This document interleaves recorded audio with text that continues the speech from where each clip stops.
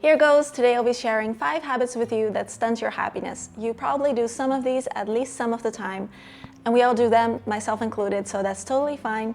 But it's important to recognize them so that we can change it when it happens. Hit the like button if you're excited to dive in.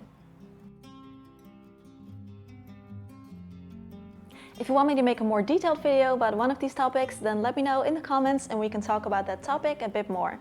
First habit that will make you worry and stunt your happiness is, surprise, surprise, comparing yourselves to others. Whether you're doing this based on looks, success, relationships, career, or even happiness, we tend to compare ourselves to others a lot.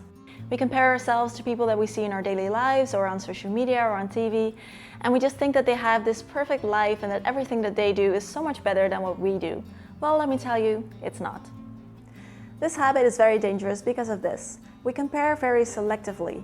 We only see a certain aspect in others that we feel is better than our own. And we compare ourselves to people who are prettier, fitter, richer, more successful.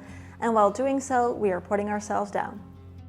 I can tell you right now that there's always going to be someone out there who looks better than you, who's more successful than you, or who can do more things than you do.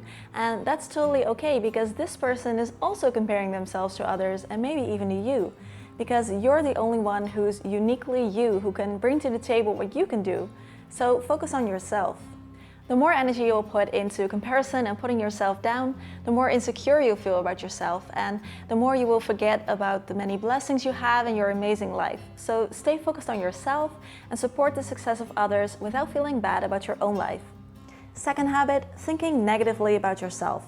And we often do this without even noticing.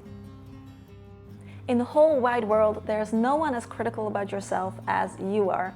And we all have this inner critic, and this person is not always so supportive, nice, calming, or even realistic. Because guess what? Most of these negative thoughts you think about yourself are not even true, and definitely not to the extent you're thinking them. So noticing when you're talking down to yourself is a very important step. No need to feel bad about it or anything. You can accept this inner critic for being there in your head without listening to what it's saying. You're not perfect, no one is, and you don't have to be. Habit number 3 might sound familiar. Not asking for help when you need it. Bearing the weight of the entire world on your own shoulders and feeling like you can't or shouldn't ask people to help you out. People are not solitary creatures. We like to have others around us. So why not depend on others when you need to and let them know that you need their help? Whether it's for something super practical like taking over a chore around the house when you're really tired, or with something more emotional like listening to you and providing support when you need it, when you're having a rough day. You don't have to do everything yourself, and you're not a failure if you admit that you need help sometimes. We all do. Next habit is one of my biggest life lessons. Not following and walking your own path in life. I think true fulfillment comes from knowing who you really are and what you really need. I often felt that the path others around me were taking was not really my own. It just didn't feel right.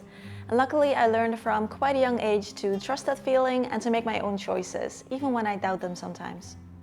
People feel most comfortable when they do something that others are also doing, because then it must be good. And you can see this happening very clearly when you cross a red light and suddenly the people behind you, they see this and they start to follow you. People like social proof. But what happens when the bigger life decisions that you're making don't really feel true to you, and you'll create a big discrepancy between your real desires and the life you're actually living? I like the example of water, because water is very soft and fluid and therefore very powerful, because it can cut through stone and create its own path. So let that inspire you and dare to make choices that feel good to you and to trust yourself enough to follow your own path in life. The last one is forcing, trying to force things that are out of your control. Some things we have control over and some things we don't. We all want to achieve happiness and avoid suffering, but trying to force something that you cannot change will not help. When I was going through my burnout, it took me around 3 months to finally stop struggling and stop forcing myself to become better. And when I finally did that, you know what happened? I started to feel a little better.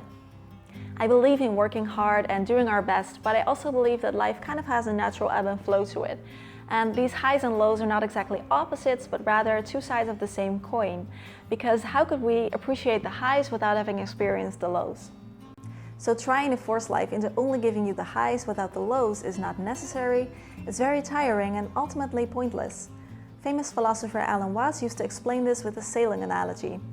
It's pointless to try and sail against the wind, but very effective to use the wind to get to where you want to be.